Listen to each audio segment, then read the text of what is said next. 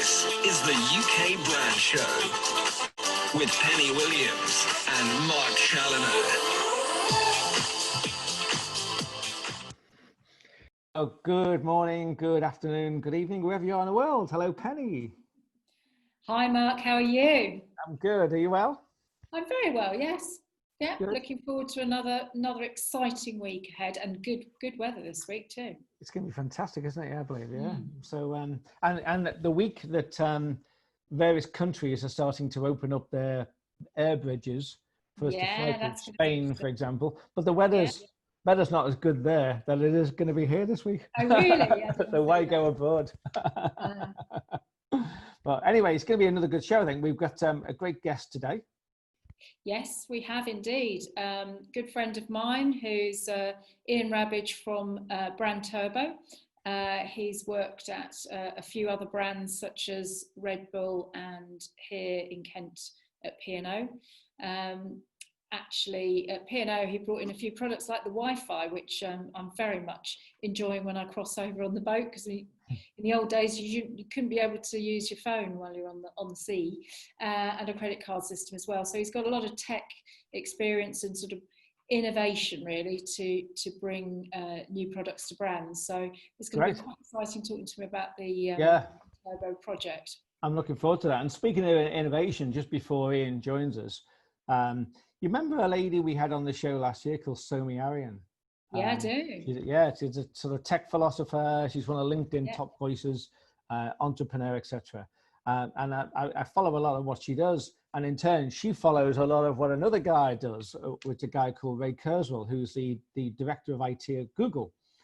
And it's just interesting to see between the two of them what they're predicting in terms of the future of, the future of the human race, basically, and how technology and innovation is starting to merge the lines and blur the lines between human biology and technology itself.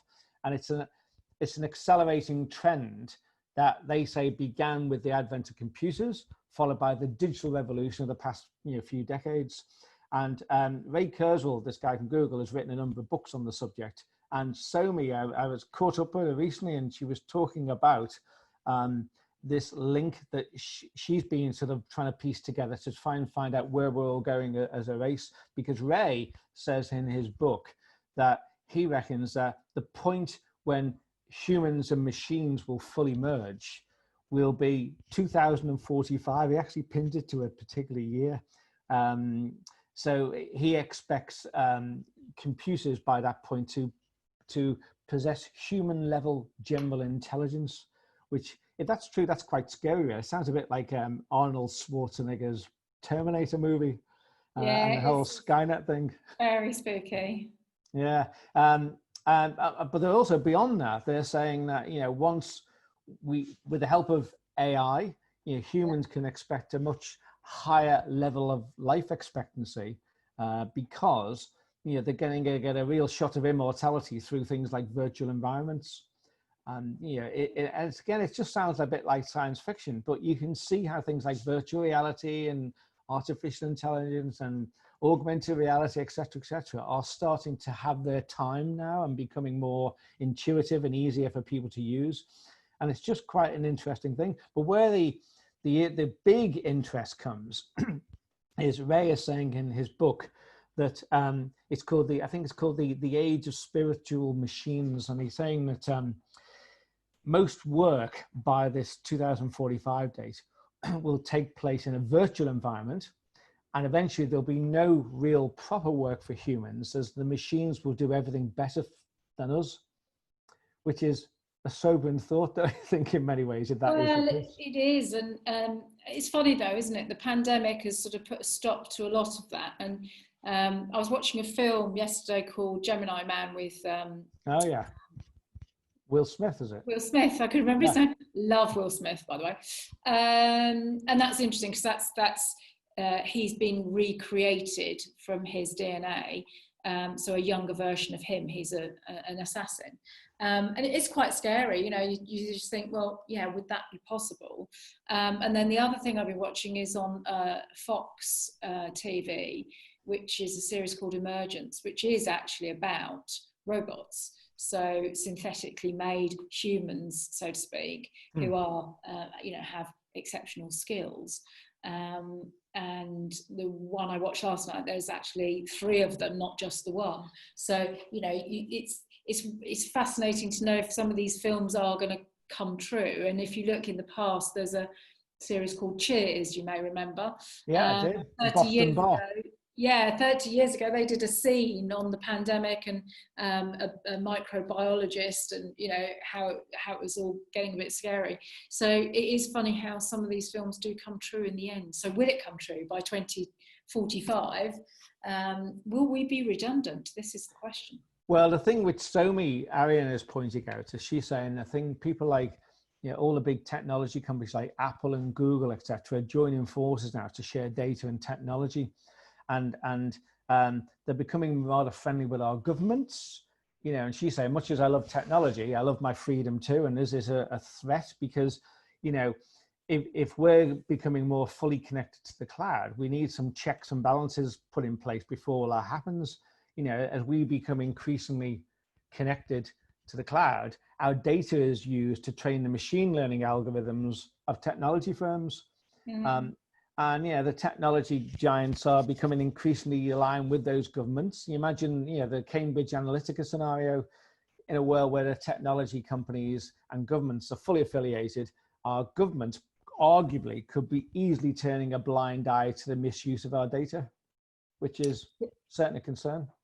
Which is, part of the conspiracy theory at the moment. There's been a lot of speculation as to what the Chinese government have been doing and what the American government are doing. So it's that sort of thing that we're not sure about. You only have to go on. We're both Apple fans. I know, Penny, you've got a MacBook. I've got a MacBook and an iPhone. I've got a couple of iPads.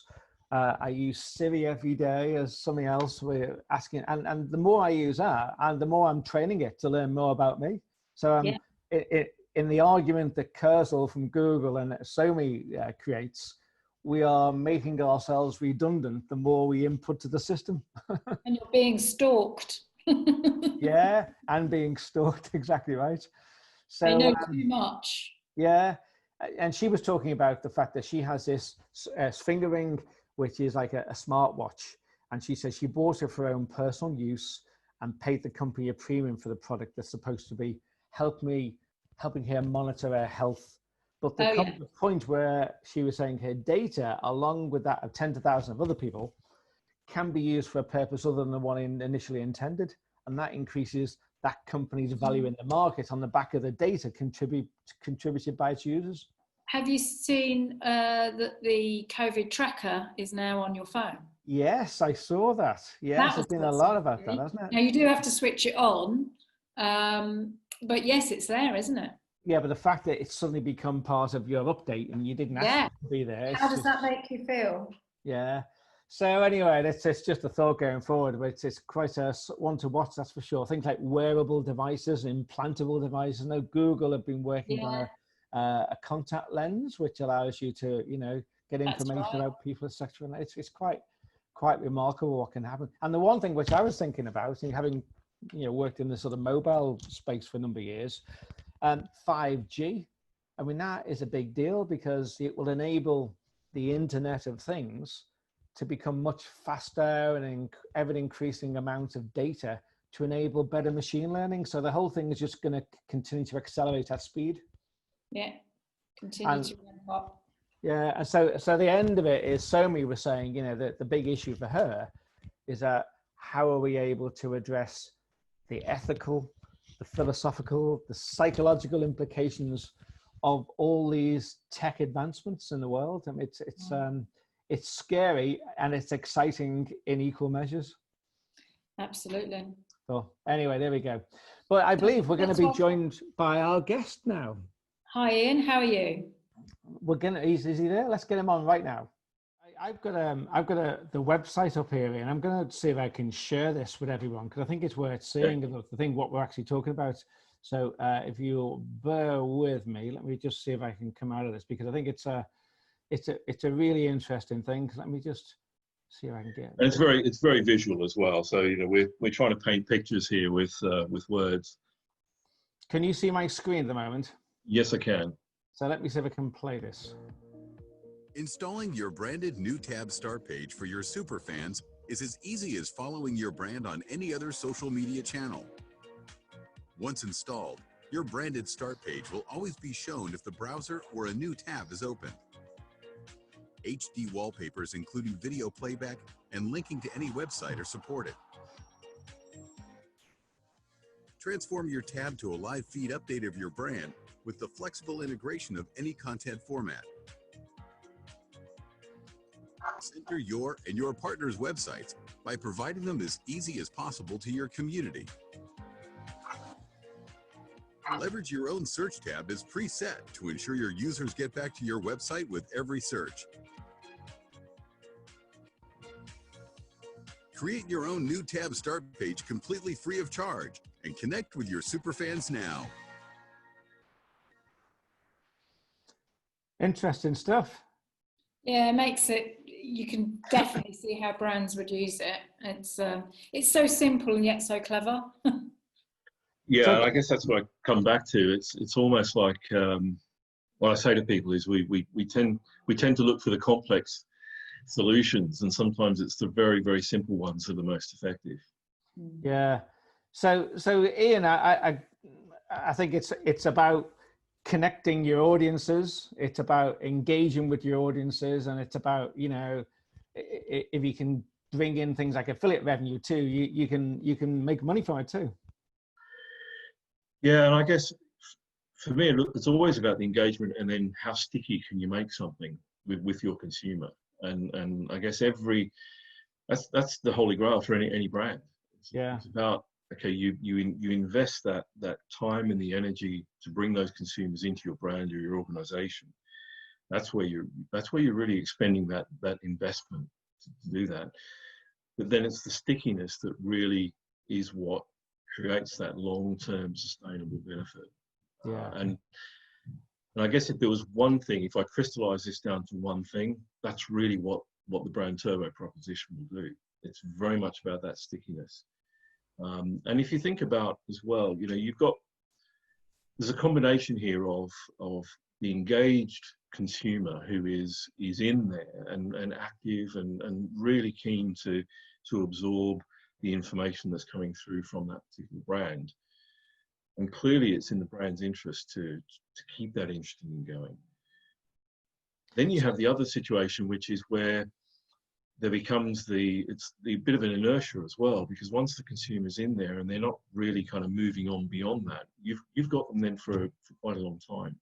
And I think that's really kind of the crosshairs of what a brand is then looking to do. So you want them to engage for those reasons. How can, I'm just thinking, with Penny here, how could her organization, her charity use this service?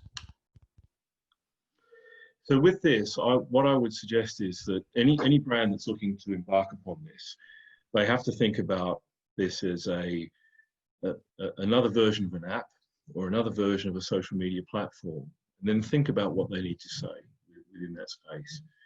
So it becomes an environment to then curate your existing media, your existing social media, and have an idea of what you want to say, and I would also suggest keeping it fresh over a period of time.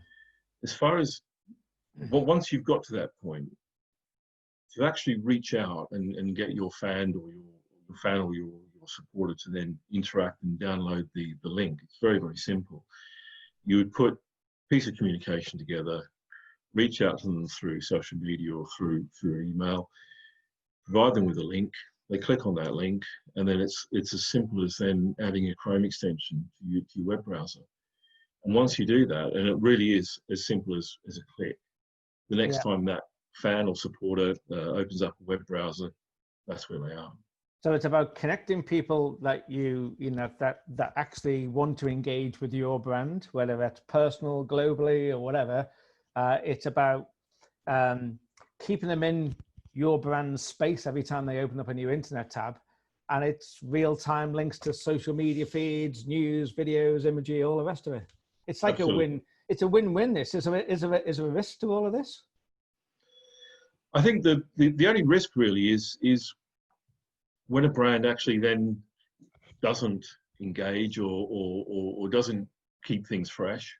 No different to a brand allowing its social media to then get stale and irrelevant. Yeah, right. So in terms of brand reputation, again, it's what we're doing is we're creating a space that the brand can then imprint as their own, take complete ownership over. So there's no financial risk. The financial risk actually sits with Brandturbo, because if a brand goes into this space and doesn't use it to its full potential, well, it's only really Brandturbo that's not getting the benefit from that. So I mean, this is partly why we're looking at different brands and identifying brands that are highly engaged with their audiences, because certainly in the early days, we're looking to work with partners that are really keen, energetic, to use it to its full potential. You've got to remember as well, we are literally at launch. We have a small number of brands that we can talk about who are working with us right now. We have a lot more that we can't talk about just yet, because we're just in the process of signing them up. So partly for us, it's also about making sure that we're aligning ourselves, certainly in the early days, with brands that will deliver some really good numbers through the back end, because that helps us with our relationship with the commercial deals that we've struck. Right. So we want to make sure the algorithms are spitting out some impressive numbers, because that enables us to go further from where we are at the moment and continue to make this a much more engaging and better platform. So if I can understand this, how you can do all the things we've just said, but how does, if I'm a brand using your service, how do I keep track of how many people are using it, how many are downloading it, how much money they're making even? Yeah, so you have a fully transparent working back end. So it's like an administration platform that you have. So you'll see in real time the number of your fans or supporters are actually using it. You'll have metrics about their spending habits. It's anonymized and it's aggregated, but you'll also see the amount of money that is then tracking through the system as well. Right. So you have that, but also Brandturbo, on a quarterly basis, will have reports that come out of that system, which will enable you to have a summarized view on that. But I think the most important part of this is that it's real time, and the brands that we're working with will have that full information available to them. And I have to ask you this, because before you joined us today, Penny and I were talking about data and collection of data, machine learning, and and everything becoming more intelligent about us. GDPR, it has to be mentioned. Is it compliant? Is it all this data flying around? There must be some sort of consideration, all of this. Absolutely. I mean, that's a major consideration. So this is all GDPR compliant. So we don't use cookies. We don't use any of those tracking mechanisms. The data is anonymized. The IP addresses are anonymized, and it's aggregated at a high level. So if you imagine that the consumer is only within our space for a really, really short period of time before they then are sent off to a third party. Right. Now, once that happens, clearly they're within that ecosystem of third party. But the Brandturbo platform is fully GDPR compliant. Yeah, right. Okay. So if for anyone interested in finding out more about this, more about the whole Brandturbo experience, etc., what do they need to do? Well, firstly, they can just find me on LinkedIn. I'm really easy to find on there. So Ian Rabbidge, which is spelled IANRABBIDGE, on LinkedIn. Or we have through LinkedIn, I've got some posts on there which people can go onto. They can see some information that will take them into that site that you just showed. And to access that, all they need to do is go to go.brandturbo.vip/M7. Say that one more time, just to get people get a pen and write that down. Yeah, I will say that again. Pen's ready. They just need to go to go.brandturbo.vip/M7. VIP Ian, your /M. Wi-Fi just failed you at the last minute there. You're going to have to say it one more time. You're frozen for a second at the key moment. Oh, that's no good, is it? Okay, let's go one more time. One more time. All right. It gives the stragglers a chance to get their pens ready. Okay. So the address is go.brandturbo.vip/M7. M7. Okay, gotcha. Good stuff. You can iron out all the dodgy Australian accent from that pronunciation. Well, that's really interesting. I mean, it seems to me, I don't know about you, Pen, but it seems to me a bit of a win-win, this. What have we got to lose? Yeah, absolutely. I mean, I think I love the idea of bringing your fans closer. Content platforms, it ticks lots of marketing boxes, particularly if those smaller organisations that might not have big marketing departments. It's ideal, but I do understand it's all about the numbers. You need the traffic really to make it work. But yeah, win-win really. Yeah. Well, listen, Ian, thank you so much for joining us today. It's been really, really interesting. Yeah, we'll I'm gonna, as soon as we finish this today, I'm gonna go back to that website and have another look at it. Really, it's really good. Well, I really appreciate your time, and yeah, thank you for giving us the opportunity to come and have a chat today. It's a Thanks pleasure. very much, Ian. Thanks very much, Ian. All Bye the for best. now. Thank you. Bye-bye. Bye. Bye. So, great guest, great show, Pen. Fantastic, really interesting, and something for most brands to consider. I think they'll do really well. Yeah. So Yeah, another great show. And if you want to listen again on our website, it's ukbrandshow.co.uk, and we'd love to hear from you on Twitter and Facebook. Indeed, we would. So that's it for another week. Indeed. We are actually at the beginning of the show today. We talked about Somi Arian and her sort of tech philosopher and the future of the human race, basically. Well, today I'm actually involved in a conference which is with a futurist I follow called Gert Leonard, and he's talking about, since the COVID situation, what's going to be the longer term future view for us in a work scenario, as brands, as a race again, and I've been following this guy for years. So maybe next week we'll have a further talk about that. You can share that with us next week. I will indeed. So anyway, thank you, Pen. Good to see you again as always, and we'll see you again next week. See you next week. Thanks for joining us, everyone. Bye for now. Bye.